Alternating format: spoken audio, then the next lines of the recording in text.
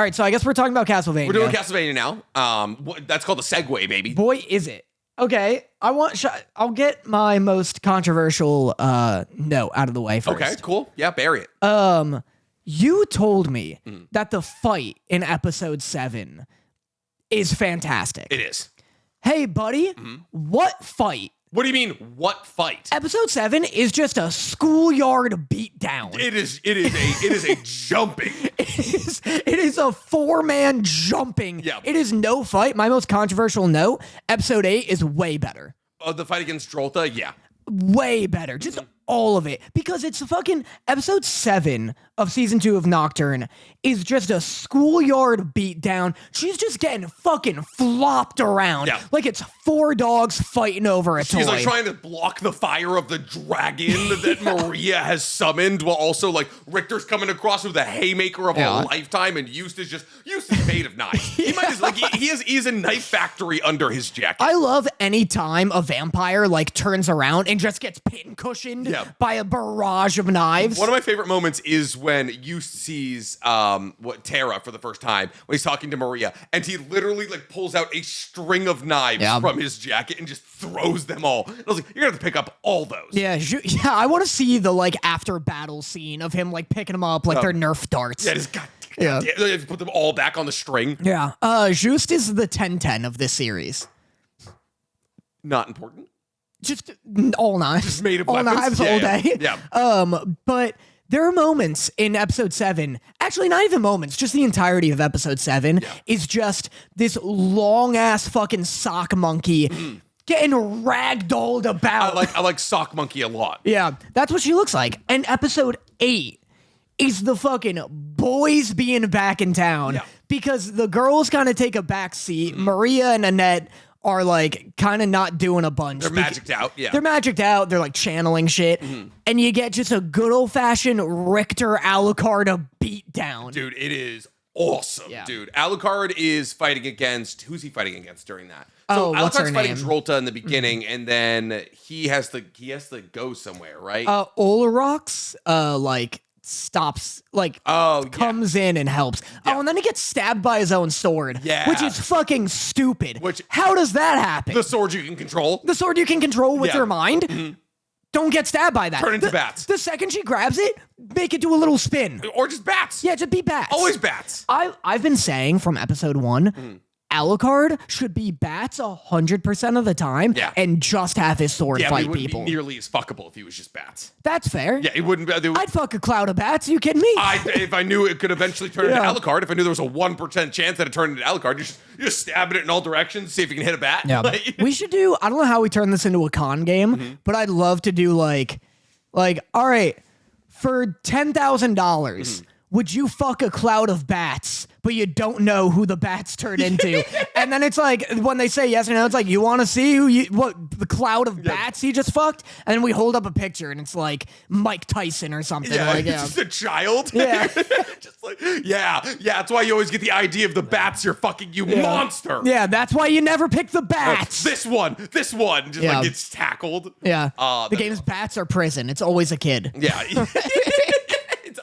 The bats are always a kid. Yeah. So there's a lot of moments from episode 7 that I adored, like Olrox coming back, and like you just see like I think like Alucard's getting pressed by Drolta, and you see Drolta like a huge like spire of fire hit Drolta, and I was like, I literally got, it was like I hate to use this moment because it's so cliche and it's so fucking so surface level in terms of cinema, but like Captain America pulling like Mjolnir, right? Yeah. And I was like, when Olrox pulled back up into this fight, I like legitimately got chills. Yeah. I was like, oh, that's so dope. I like that Olrox turns into a giant like flying serpent that shoots lightning from its eyes. And everybody just calls him a snake. Yeah. Yeah. What an insane combination of powers. I wonder if it has anything to do with his Mayan descent. Yeah. Oh yeah. He's Kublai Khan. I think he turns into fucking. Let me look it up. Kublai. Yeah, have fun spelling that. Yeah, there's a lot of CHs in that language. He's like a big fucking Mayan winged dragon. Oh, that is what he is. Yeah, that's his pet. Really dope. I like He's that. Like a lot. Mayan god of storms or something. That's fucking awesome. Yeah, I played Smite. I did. It's Smite about Mayan. It's about League of Legends, but with different pantheons of gods. Yeah, it's really cool. Wait, so like you like jungle and shit? Yeah, there's jungle and like it's literally League of Legends, but it's third person instead of top down. Yeah. And you pick from like Celtic gods, Mayan gods, Greek. The problem is they've kind of run out. So the latest character they dropped is Aladdin.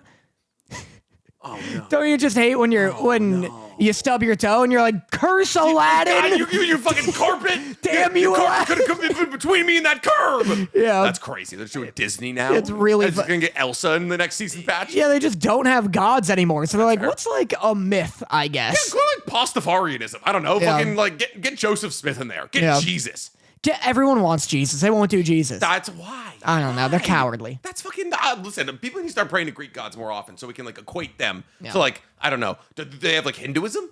They have Hindu gods, Buddhist gods. I think so, yeah. What the Yeah, fuck? yeah. Do Jesus then. They don't have, they have Hindi gods. They don't have, Muhammad. Okay. But he's a prophet. He's not a god. I see. That's like yeah, well, guess what? Aladdin isn't either. Aladdin's also a prophet. Muhammad doesn't have a carpet. I guess so. Well, you're hanging on the carpet too much. It's the genie that makes Aladdin cool. Nah, it's more the carpet. No. Yeah, the carpet makes him fuckable. Right? That's fair. Right? That's fair. Fucking... Although, in a literal sense, the genie does make him fuckable. He turns him into a prince. He wasn't a prince before? I've never seen Aladdin. I haven't seen it. I'm sorry. Genie, he's like, hey, genie, I want to be a prince. And he's like, say no more. Why not a king? Prince. He wants to marry the princess. I don't even know why I said that. Prince is an objectively better existence. Yeah, if you're in your 20s, you don't want to be a king. Oh my God, no. Yeah. Fucking a 12-year-old king sitting on a throne and it's like, oh, my sheep are dead. Fuck off. Yeah. I want to be up in the company coffers. Yeah. Just running ripshod through medieval France. Yeah, just dueling and fucking. Catching syphilis before anybody knows what it was and just slowly rotting away into my 40s. That's it, baby. Yeah, just getting nose drip. That's Aladdin. You have seen it. I have, yeah. Yeah. Dude, that's fucking. He's just dripping away on that carpet, and he's like, "Please, genie, who's Will Smith?" Yeah. I don't remember the genie's name. Will Smith. Will Smith. He's like, his name's just Genie. yeah. Is he really? Yeah, which is rude. He never asks. Aladdin's never like, "What's your name?" They spent a lot of time together. They just keep calling him Genie. Yeah. He's like, all right, Prince. Yeah, he's like, the name's Chris, but go off. Yeah, fucking asshole. I've been there for a decade. Yeah. Gonna fucking at least give me some humanity here. Yeah, it's like you don't have a Saudi Arabian name, and it's like I'm 1 billion years old. Dude, I was here before Sumer. Yeah. Fucking, I don't even have a human name. But yeah, you want to go like from a more episodic perspective here? Sure. My biggest note from episode 2 was, oh my God, they made Drolta hotter. Yeah, because she turns into a demon. You like Night Beast stream so vampire Drolta, night creature. Who you banging first? Night creature is way better. I don't love her udder wings. She's got like weird udder. She's got like Sasuke tips. wings. They're like cool finger-like. Yeah. You know? Her wings are weird. She's objectively a lot hotter as a night creature. Yeah. I don't get night creatures. What do you mean? They don't make any sense. As in they can walk out in the sun? They can walk out in the sun, Yes. which is fine, whatever. Although I would argue every vampire should just become a night creature in that regard. Well, it's like it wasn't a thing that they knew they could do. Right, I And suppose. it's not even really a thing they should have been able to do. Well, so they can walk in the sun. Yes. Cool, good for them.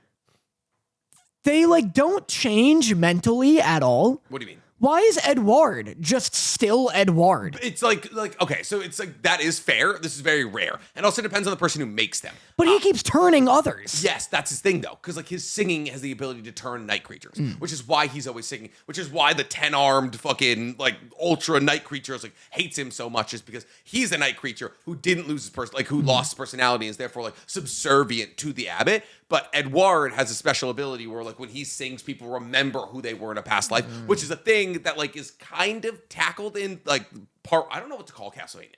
Like just like part 1. Just Castlevania, and then this is Nocturne. Yeah, Nocturne? yeah. Like in Castlevania, like this is like a big talking point is about like night creatures remembering who they are and like by like interacting with the things that they used to do. So Edward like being this like bastion of humanity for the night creatures brings a lot of them back. Yeah. But also they were converting all of these like French revolutionaries who like also like were actively like in war against the vampires, like not the best people they could be converting. Right. How about the Silver Surfer just pulling up? Yeah, how about that? How about her getting the best night creature design? Like really lucking out? Yeah.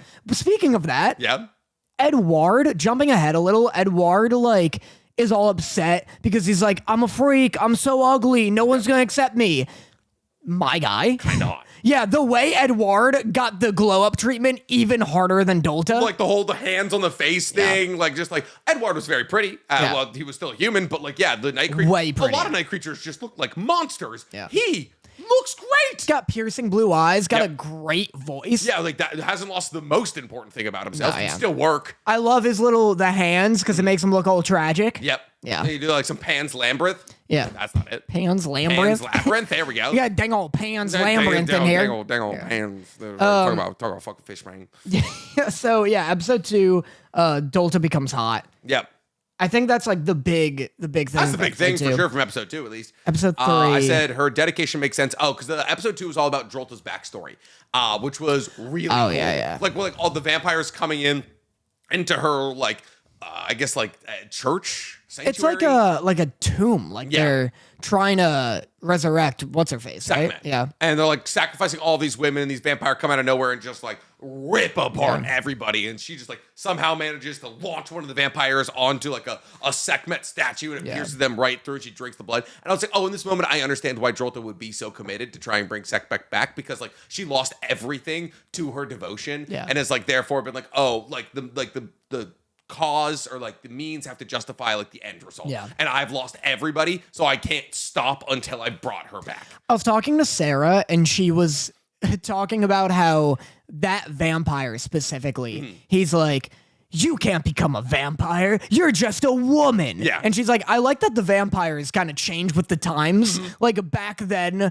they're sexist, and then now they all like worship a queen. Yeah. And it's like, it's cool seeing like even vampires who are immortal are just kind of adapting to whatever society and culture is up to. And that's what's kind of cool about Alucard's entire thing, because Alucard is from like, I don't know, like the 1300s or something. I don't remember when Castlevania takes place. It's like 1300-ish. And this is like the late 1700s. Yeah. And so like Alucard's talking about like the French Revolution, and he's like talking about like, oh, I'm very old and I've seen many revolutions kind of things. And it's like, so it's like kind of different, like where it's either you adapt or like you're like, oh, like history is just repeating itself, and like human life, like only being 80 years means that you never get to see it, but I've seen us do these cycles every single time. Yeah. But him talking about like, oh, I've been traveling through Japan and India, and seeing all these places, like life has been changing. I was like, oh, this is really cool to see. Like a vampire would really have to adapt to what's ever going on. Well, speaking of adapting, I love that the show is like bold enough to like tackle like slavery and like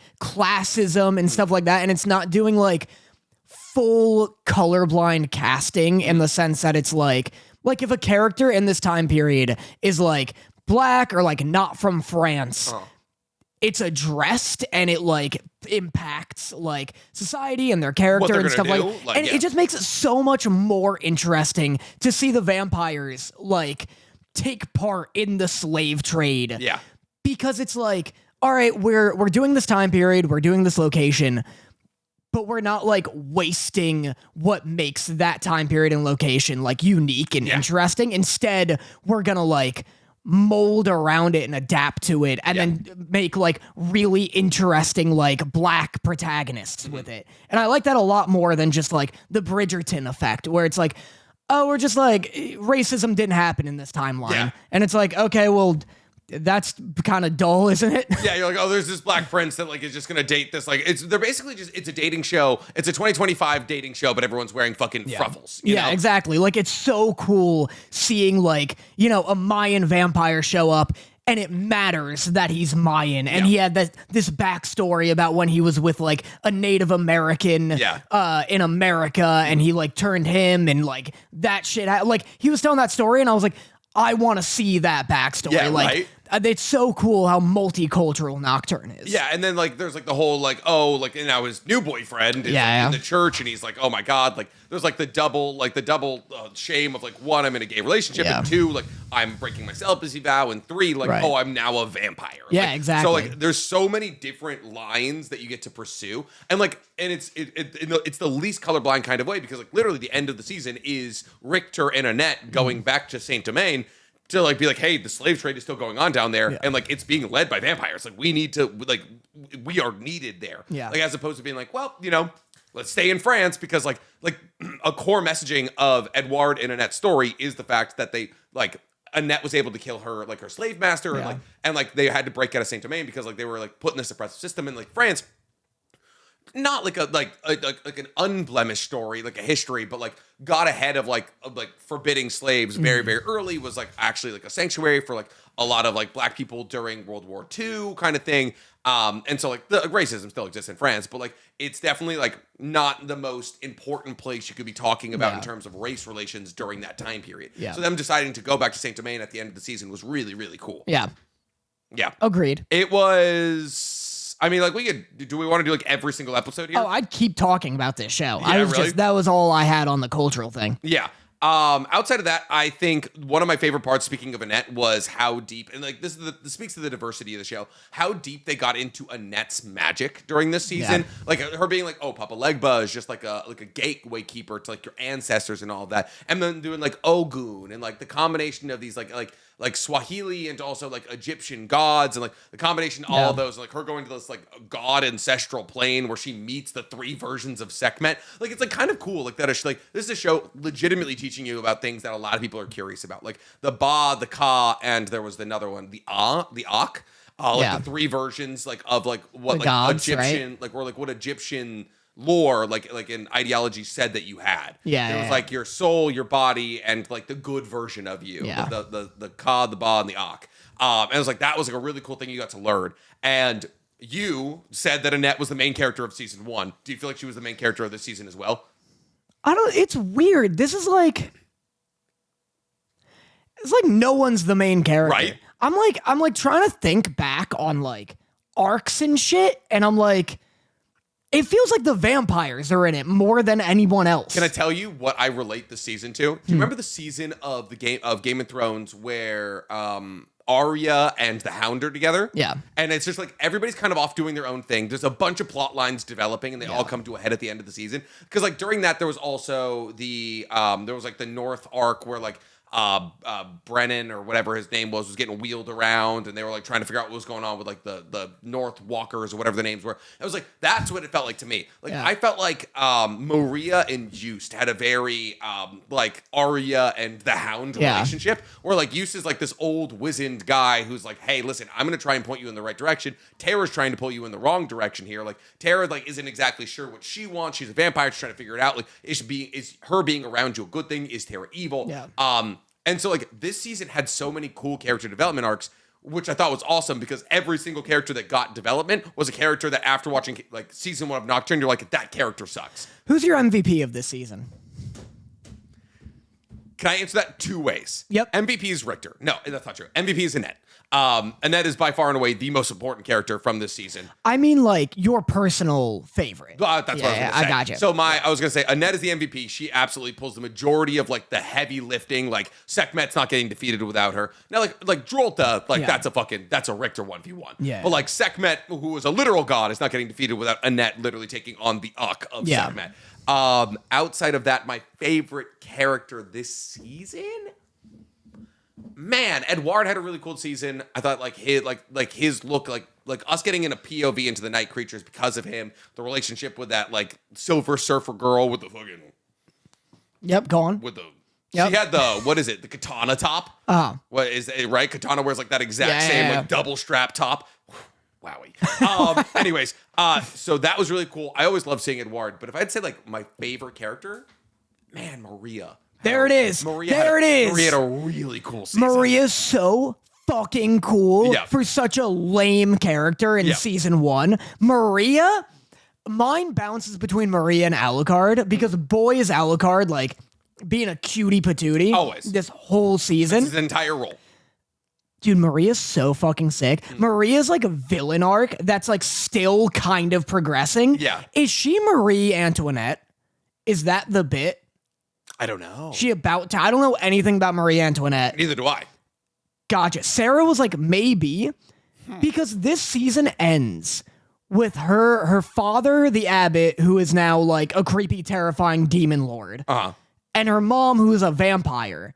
And Maria, who is like, you know what? Cut all their heads off. They all deserve it. Yeah. And she's like positioned to continue this villain arc, and she's alone in France. So there's definitely like the feeling that Annette and Richter are gonna go to wherever they're off to and then come back to like a fucked up France, and she's like the new queen. Well, so Marie Antoinette was the last queen of France before the French Revolution. She was married to Louis XVI, Gotcha. so Louis the 16th. But there were a couple French revolutions. So which one is this? This was, so she was born 1755. She died in 1793. I'm assuming she got her head chopped off. Because Marie Antoinette was, she was killed by guillotine. She was the let them eat cake woman. Yeah. So that wouldn't, like I understand that would be really When was cool. she around? Like this exact time period. Gotcha. So when they're killing Louis, and Alucard's like, what Louis is that? And like they're like, oh, he's Louis the Last. Yeah. That was Marie Antoinette's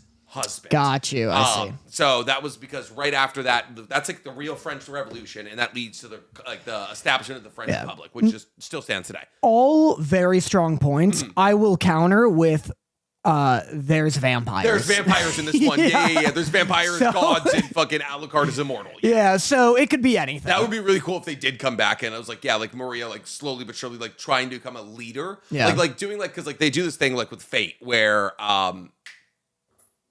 King Arthur is Artoria Pendragon, is the girl I have on my leg.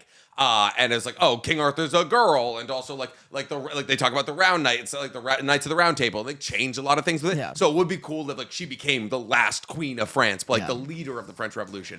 That would be kind of sick. I feel like that's where it's going because they've got the abbot behind her, and he's this weird fucking berserk ass like demon now. Take your time. That's Mephisto. Well.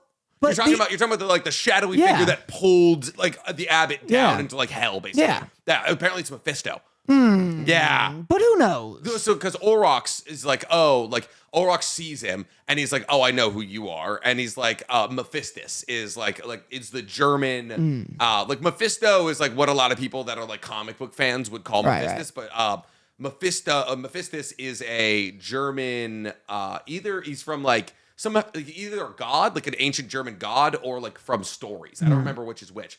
But like, so that's Mephistus who like took the abbot down to hell. Oh. So he might be corrupted by like the abbot. That'd be kind of cool. Well, I thought it seems like, and the fact that he's like tied to Maria, it feels like the abbot was like taken by Satan or something, and like, you know, his evil intentions, like, you know, manifest some other form. Yeah, so he's Mephistopheles. So Mephistopheles, also known as Mephisto, is a demon in German folklore and a stock character in literature and popular culture. He's best known for Temper of Faust, who sells a soul, blah, blah, blah, blah, blah. So yeah, like, Olrox calls him Mephistopheles. Got you. Yeah, so he's like a German folklore demon. I see. And I think he's going to be the final villain of Nocturne, because it's probably going to get 4 seasons, like the first one. Well, regardless, I feel like Maria's positioned to be on like a villain arc, and I hope she does. Fucking dusting the abbot. Dude. Awesome. That may have been the best episode. Yeah. That was fucking sick. She summons the dragon. Her hair is going crazy. I love hair down Maria. Yeah. It's great. It's way better than hair up Maria. Yeah, Maria was sick. They also did like such, and like this is like kind of a tie back to Blue Lock. They did such a good job with eyes this season. Yeah. Like, you can just like see her, like her character design slowly but surely getting like darker lines as she like begins to lose it, and her eyes going crazy. Oh man, it was so good, dude. Yeah, I really loved good. her arc. Really good. I loved Alucard getting excited about seeing Da Vinci's work. That was cute. That was cute. The museum fight goes so hard. Yeah. The museum fight's really Drolta just good. rip it around and everything. Yeah, that was awesome. I wrote Olrox and Mizrak are completely irrelevant. I kind of don't like them. Okay. I unpack that for me, Chieftain. They just show up to have the same conversation the entire season, which is like, we're in love, but you're a vampire, and so we can't be in love. They do that for like 5 minutes, and then they depart, and they both contribute nothing to the plot, except at the end when Olrox, like, takes aggro from Drolta. Yeah. That's all. He takes aggro from Drolta, and then he has to save Mizrak, because Mizrak gets stabbed in the battle against... Right, but if one irrelevant character is saving another irrelevant character, then what's really happening? Olrox is like one of my favorite characters of the entire show. He's cool conceptually, he just doesn't... His story is so dope, and like Richter facing him down at the end, and like Olrox like being there, and he's like, I'll kill you one day, Olrox. Right. Today's not that day. Oh! Yeah, one day you'll become relevant. It's a build-up. It's going to be a 4-season show. Oh, man, it was so good. For my Mizrak and Olrox notes, I said, First off, I said, didn't expect Maria to turn into Prime Gilgamesh. You won't get that. But I said Prime Gilgamesh meets Daenerys. And I said, this fight against Urs is one of the better animated things I've seen. Got the chills when Olrox showed up. And then I said, the gays. And then teary eyes. Because it was Olrox being like, Mizrak, I need to save your life. And I was like, oh, the gays. But then later on, I said, damn, Maria got friend zoned. And then I said, the gays. And it was a zip mouth emoji because Mizrak was like, no, I'm a vampire now. Right. And he was like, I have to deal with this for the rest of my life. And I was like, no. I love when Mizrak is like endless torture with no release. I'm scared, Olrox. Yeah. And then Olrox is just like, I wouldn't think about it. It's just like, I won't worry about that. You're not going to have to worry about it for a long time. Yeah, the conversations around hell for everybody who helps the abbot is so cool to me. Because, like, the entire reason that the abbot is, like, still going around with Erzsébet is, like, he's like, oh, I'm building these night creatures to build an army for God. And then I realized they could never touch her, like, her power. And he's like, so now I know I'll go to hell if I die, so I need to stay alive. Yeah. And then just, like, that genuine fear of hell in his face when you just see Maria fucking dust him. Oh my God, it was so good. No, it's the reason I love Vinland Saga. It's the reason I love Orb on the movements of the earth. Mm-hmm. I love seeing, like, old school religious people, like, really believe the shit they believe. Yeah. Like, nowadays, like, people believe in hell, but I feel like they don't really think about it that much. No. And no one thinks they're personally going to hell. Mm-hmm. And so it's cool getting a look into, like, okay, there's this religion based on, like, if you do bad deeds, you go to hell. Yeah. And so that's able to manipulate people into, like, being corrupt or, like, doing things they, like, that hurts other people, but they think it's for the greater good. Mm-hmm. And then it's cool seeing someone, like, confront the consequences of of their own fucking punishment. Yeah. That's like, hey, man, just do a Hail Mary. Yeah. Do a Hail Mary before you go. Like, that's what I mean. It's cool seeing, like, true religion where it's not just like, oh, you just wash it off with a couple of Our Fathers. Yeah, exactly. Like, that was like true. Like, before it was like we dumbed down religion so that everyone could feel good about being in it. Yeah. Like back when it was like you were conscripted into religion. If you didn't live that way, like you were fucked. Yeah. There was no like, oh well, I accept Jesus as my Lord and Savior, and it's like, cool, you killed people your entire life. Yeah, back when shit was real, like, Warhammer-esque, and everyone was itching to make an example out of somebody else. Oh man, I can't believe you don't like. I can't believe you don't like Olrox and Mizrak. They're not like that important to the season, but I love them. Olrox also, is Mizrak is one of the hottest men in animated hit. Oh, he's so boring looking. What are you talking about? He's just a regular ass dude. All right, I'll pose you this question: who's the hottest man in Castlevania? In Castlevania, Nocturne. Probably Alucard or Olrox. I like the long hair. Okay, you just want the most feminine presenting man you can possibly find. I think it's Olrox. Yeah. He's just so cool. He is cool. He's cool. He's got piercing green eyes. Just real fucking cool. Yep. I'm annoyed by Olrox because he's so cool conceptually and just only shows up to have that one conversation over and over again. Like, I want to be like, this dude's one of the sickest animated characters ever. I think he's going to pop up more in season 3. Because the end of the season being like, oh, all the characters are splitting up is so classic Castlevania. Yeah. That is absolutely, Castlevania will be like, oh, look, everyone's together. And they're like, well, we can't. It's like One Piece. Yeah. Can't keep everyone together because then shit will get figured out too quickly. Yeah. So them all splitting up, like Olrox and Mizrak are going to like stay in France kind of thing. And I think they're actually going to serve as like they might even go back like to like the New World. I think at some point, because like Olrox is talking about the New World. He's talking about how they laughed at the Spanish when they got off their boats kind of thing. And I could absolutely see Olrox and Mizrak going back as like Avengers against the Spanish in the New World. I'd love that. I saw some comments of people saying that in some Castlevania timeline, it goes all the way up to World War II. Yeah.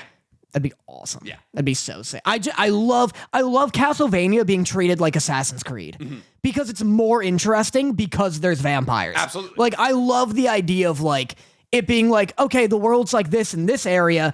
I wonder what it's like in Japan. Yeah. Like, what are vampires in Japan like? And I like to And Alucard's always there. Well, Nocturne, and it's always Alucard. Yeah.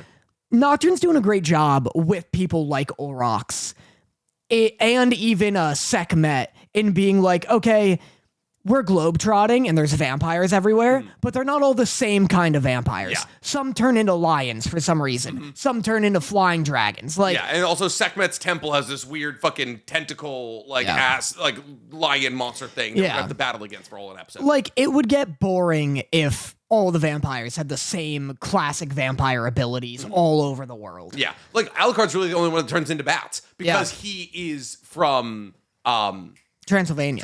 Yeah, he's Batsylvania. He's like a standard run of the mill vampire, but the rest of them are like all very different because of where they come from and like who they are. I have in the museum fight, Richter slingshots himself into a monster's spine. That's pretty fucking sick. That was sick, dude. That was really good. I have holy fucking shit. That's a fucking awesome hat. There's a guy who comes out and he's got candles all around his the brim of his hat. Yeah, Papa Legba. Blew me away. Papa Legba's got a great hat. Yeah. I got sliced is a cutie. I don't know what that means. Okay. Helping Richter with women troubles. I think I meant Alucard, and it corrected it to sliced. Nice, good. This woman is literally boxing this fucking dragon. Yeah, when Drolta or whatever is fighting the dragon, and they're fucking throwing hands with each other. That was cool. Drolta was a menace at the end of the season. Yeah. How did Alucard get stabbed by his own sword? Richter turning Alucard's sword into a bigger sword is such a fucking insult. What do you mean? Just Alucard gives Richter his sword. It's hype. And then Richter's like, nah, I need more sword. And then makes it thicker. I don't remember that at all. I remember getting an Alucard sword. I don't remember it getting bigger. He fucking covers it in ice. He turns into a great sword. Dude, he turned it into the moonlight. Yeah, moonlight greatsword. Yeah, he moved into the moonlight greatsword. That was awesome. Him cutting Drolta in half was unbelievably sick. It was so good. It was equal parts My Hero. They're doing a lot of My Hero shit where he'll summon his sword and it's just a ball of lightning doing a twirl. And then it was equal parts Dragon Ball where they do the split vision. Yep. They did do the split vision. Yeah. You're right. Oh my god, I forgot about that, dude. Yeah, the end of 8 was fucking incredible.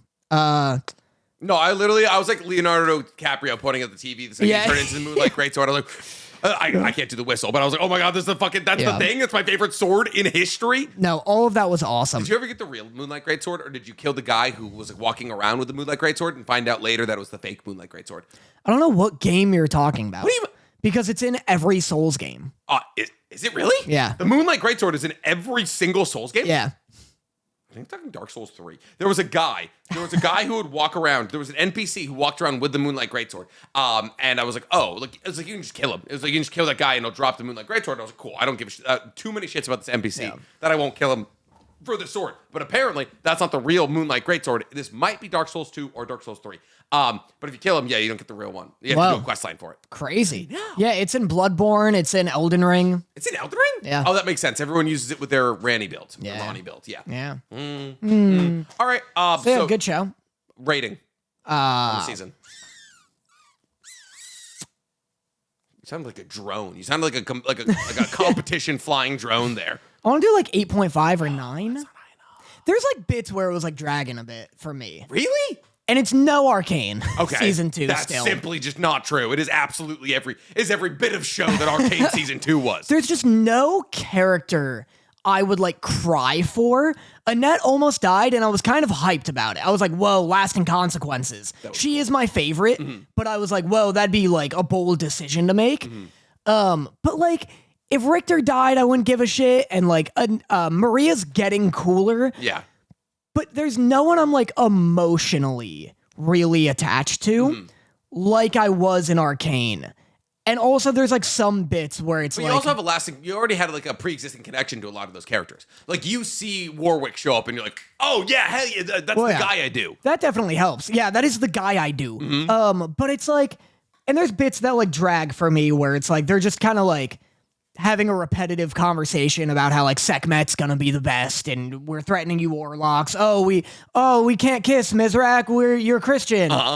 And so, yeah, but 8.5 to 9 and is... Jinx and fucking... and Jinx and Vi are repetitive Jinx too. and Vi yeah. are never like, we need to be sisters. We can't be sisters. That's fair. Jinx and Vi get annoying too. But I don't know. 8.5 to 9 is like a reasonable one, I'd say. Do like a 9.4 on the season. Yeah. This was my favorite thing in years. What's taken off 0.6?